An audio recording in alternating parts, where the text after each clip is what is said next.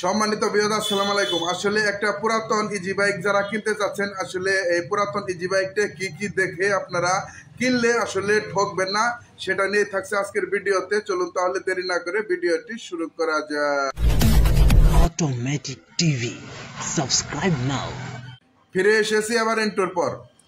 আসলে প্রথমে একটা ইজি বাইক কেনার সময় আপনার ভালো করে দেখতে হবে কোনো জায়গায় ভাঙ্গা সাঙ্গা আছে কিনা, আর যতটুকু ভাঙ্গা আছে আপনারা দেখে কিনেছেন যে ভাঙ্গা এতটুকু আছে, সেই ক্ষেত্রে কোনো সমস্যা নাই।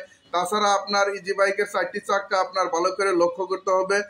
তারপরে যে জিনিসটা আসলে আপনাদের লক্ষ্য করানোর একদম গুরুত্বপূর্ণ যে বিষয়টি, সেটা হচ্ছে ব্যাটারিগুলোর আসলে বয়স কত, ব্যাটারিগুলো কতদিন সে ইউজ করেছে, বিস্তারিত তথ্য জেনে আপনার পুরাতন গাড়ি ক্রয় করা উচিত বলে আমি মনে করি। তাছাড়া আপনার যে ডিফেন্সেল আছে, ডিফেন্সেলের যে ডিফেন্সেল সেটটা কি পরিবর্তন করা হয়েছে নাকি অরিজিনাল গাড়ির গুলাই রয়েছে, পাতি সেটগুলা কি পরিবর্তন করা হয়েছে না অরিজিনাল গাড়ির গুলাই রয়েছে, এগুলা জিনিস আসলে আপনাদেরকে অবশ্যই ফলো করে দেখে আসলে একটা পুরাতন গাড়ি আপনার ক্রয় করতে হবে। তাছাড়া যে জিনিসগুলো আসলে গুরুত্বপূর্ণ সেটা হচ্ছে আপনাদের কাগজ।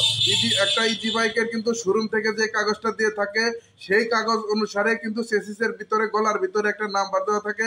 সেই নাম্বারের সাথে যে কাগজটা আপনাকে বিক্রি করার সময় দোকানদার দিতেছে, সেই চেসিস নাম্বারের সাথে আপনি কাগজের সাথে অবশ্যই মিলিয়ে বনিয়ে তারপর কিনবেন। তো অবশ্যই আপনি কার্ডিস মার্ডিস বাদ দেন, এই কার্ডিস মার্ডিস দিয়ে কিন্তু আপনার শেষ রক্ষা হবে না। তো আমি আবারও বলে দিচ্ছি, কার্ডিস মার্ডিস দিয়ে লেখা নিয়ে আপনার কিন্তু শেষ রক্ষা হবে না। যদি আইনের কোনো লোক আপনার সেই গাড়িটা আসলে জব্দ করে, গাড়িটা যদি রেকার করা হয়, তখন আপনি যদি ওই কার্ডিস মার্ডিস দেখান, তাহলে কিন্তু কোনো কাজে দেবে না। অবশ্যই শোরুমের কাগজ আপনার দেখাইতে হবে। আর যে যদি আপনার ফার্স্ট পার্টি বা সেকেন্ড পার্টির কাছ থেকে কিনেন, কোনো সেকেন্ড হ্যান্ড দোকান থেকে কিনেন, অবশ্যই সেই দোকানদারের যে ক্যাশ মেমোর যে কাগজ রয়েছে, সেই কাগজটা অবশ্যই আপনার সংগ্রহ করতে হবে।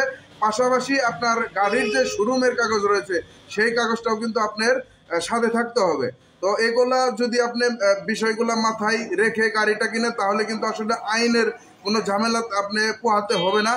তাছাড়া গাড়ি কেনার সময় অবশ্যই নিচে উপরে অনেক সময় রিপেয়ারিং করে আপনার গাড়ির ভিতরে ঘষে মেজে রং দিয়ে ঢেকে দেওয়া হয়। তো সেই বিষয়গুলো নিচে ভালো করে আপনি শুয়ে নিচের দিকে দেখবেন, চাকাগুলা অবশ্যই ফাটা আছে কিনা দেখবেন, ব্যাটারিগুলো আসলে সঠিক রয়েছে কিনা, লুড মেশিন দিয়ে বা এসিড মিটার দিয়ে মাপ দিয়ে দেখবেন। তো আসলে একটা গাড়ি কেনার সময় বলতে গেলে আপনি আগা থেকে পিছন পর্যন্ত বিস্তারিত তথ্যগুলা ভালো করে দেখবেন, যাচাই বাছাই করবেন, গাড়িটার বয়স কত হয়েছে সেটা জানবেন, তারপর দাম দর করে আপনি গাড়িটা নেবেন। তো গাড়িটা নিয়ে যাওয়ার পর অবশ্যই আপনার যে বিষয়গুলা করণীয়, অবশ্যই আপনি গাড়িগুলা যত্ন করবেন। ব্যাটারিগুলার যে পানিগুলা রয়েছে, ব্যাটারির ভিতরে যে পানি, সেই পানি আসলে সঠিক রয়েছে কিনা, সেগুলো আসলে সঠিকভাবে পরিচর্যা করবেন। ব্যাটারির ভিতরে পানি যদি না থাকে, সেক্ষেত্রে আপনি পানি দিবেন, অবশ্যই এলোমেলো পানি দিবেন না, সেক্ষেত্রে কিন্তু আসলে ব্যাটারির লংজিভিটিটা কমে যাবে। তো যারা আসলে এর আগেও এলোমেলো পানি দিয়েছে, তারা এই ধরনের সমস্যায় পড়েছে বলেই আমরা আপনাদেরকে বলে দিয়েছি। অনেক ভাই আসলে পুকুরের পানি, বৃষ্টির পানি তো দিতেছে, দেওয়ার পরে বলে যে আমার ব্যাটারি চার্জ দিলে ব্যাটারি পানি খুব বলকে না, বিভিন্ন ধরনের সমস্যা হয়ে যায়, এসিড গ্যাবার্ডিং লো হয়ে যায়। তো এটা অবশ্যই যদি পরবর্তীতে আবার রিসিট করে হাই করা হয়, সেক্ষেত্রে কিন্তু ব্যাটারিটার আগের মতো আপনি পারফরমেন্স পাবেন না। তো অবশ্যই এই বিষয়গুলো মাথায় রেখে আপনি যদি আসলে একটা গাড়ি কিনেন, তাহলে আপনার কোনো সমস্যা হবে না, খুব সুন্দরভাবে গাড়িটা আপনি চালাইতে পারবেন, সেক্ষেত্রে কোনো সমস্যা নেই। আজকের ভিডিওতে কেমন ইনফরমেশন ছিল অবশ্যই কমেন্ট বক্সে গিয়ে জানাইতে ভুলবেন না। আর কি ধরনের ভিডিও চান সেটাও জানাবেন। দেখা হবে নতুন কোনো এপিসোডে, ততক্ষণ পর্যন্ত ভালো থাকবেন।